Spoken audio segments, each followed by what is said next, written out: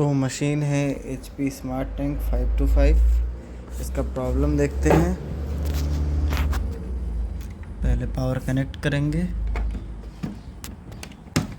ये देखिए, अब स्क्रीन में देखेंगे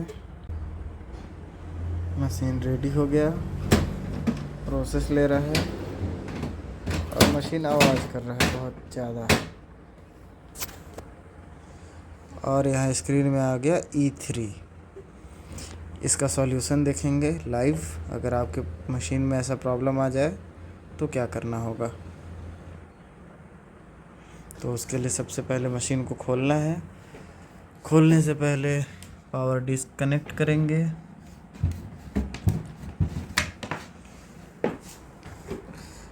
और ये स्क्रू दो स्क्रू यहाँ से और तीसरा यहाँ, चौथा यहाँ, पांचवा यहाँ अंदर और छठवां यहाँ। टोटल 6 स्क्रू खोल लेंगे। खोलने के बाद मशीन को इधर से पकड़ के ऐसे उठाएंगे सूटकेस की तरह, और उसके बाद आगे भी उठा लेंगे। मशीन का कवर ओपन हो जाएगा इस तरह से। स्कैनर केबल और CCD केबल दोनों निकाल लेंगे और इसे उठा के साइड रख लेंगे। तो दोस्तों, प्रॉब्लम था E3। तो किसी भी HP के स्मार्ट टैंक प्रिंटर या इंक टैंक प्रिंटर कुछ भी हो, अगर E3 प्रॉब्लम आता है तो हमेशा आपको ये चेक करना है इस इनकोडर स्ट्रिप को। इसे सबसे पहले खोल लेंगे। खोलने के लिए इधर से थोड़ा सा खींचेंगे और इसे यहाँ से बाहर निकालेंगे इस तरह से, और इसे यहाँ से बाहर निकाल लेंगे। इधर से भी चाहें तो निकाल सकते हैं या फिर बिना निकाले भी।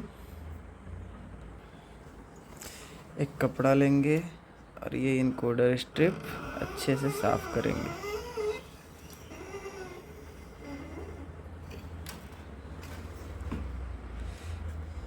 वीडियो के लास्ट में मैं आप लोगों को बताऊंगा ये प्रॉब्लम आया क्यों था। इसको अच्छे से साफ करने के बाद फिर हमें इसे लगाना है। लगाने के लिए ध्यान देना है, ये यहाँ ये इनकोडर का सेंसर है। इनकोडर सेंसर के बीच से ये स्ट्रिप घुसना चाहिए आराम से। यहाँ से इसे सेंसर के बीच से अंदर डालेंगे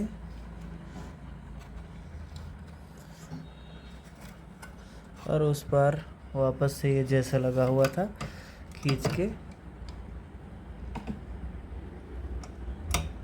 लगा देंगे।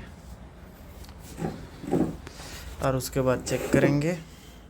वीडियो पे बने रहिए, तो मैं आप लोगों को ये बताऊंगा ऐसा प्रॉब्लम आता क्यों है, ताकि कभी आपको इसकी वजह से परेशानी ना हो।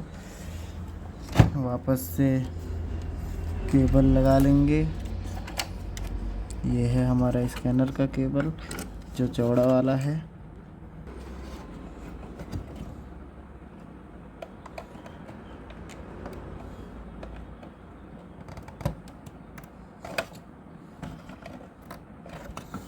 और ये है हमारा कंट्रोल पैनल का केबल। इसे यहाँ लगाएंगे।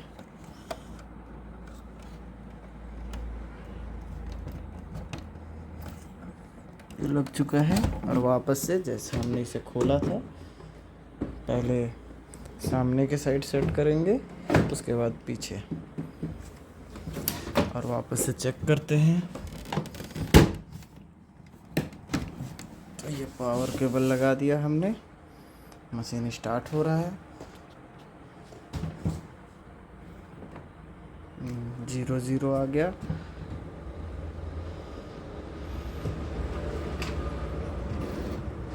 और मशीन नॉर्मल तरीके से स्टार्ट हो रहा है।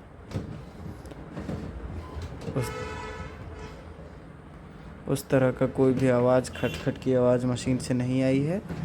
और यहाँ स्क्रीन में देखें,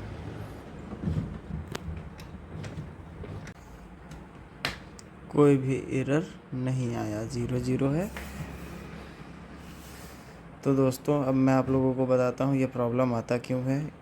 E3 का प्रॉब्लम, वो जब इनकोडर स्ट्रिप जो हमने अभी निकाला था वो ख़राब हो जाए, या फिर हेड का पीसीबी ख़राब हो जाए, या इनकोडर का सेंसर ख़राब हो जाए, तब ये प्रॉब्लम आता है। और इसे ठीक करने के लिए सबसे पहले इनकोडर स्ट्रिप चेंज करके देखिए, सफाई करके देखिए, फिर भी ठीक नहीं हो तो इनकोडर सेंसर चेक कीजिए, वो फिर भी ठीक नहीं हो तो फिर आपको पूरा हेड पीसीबी चेंज करना पड़ सकता है। इस तरह की प्रॉब्लम अगर आपने कभी फेस किया है तो कमेंट में ज़रूर बताएं, और वीडियो आपके काम आया हो तो चैनल को सब्सक्राइब करें, वीडियो को लाइक करें। आपका बहुत बहुत धन्यवाद वीडियो पूरा देखने के लिए।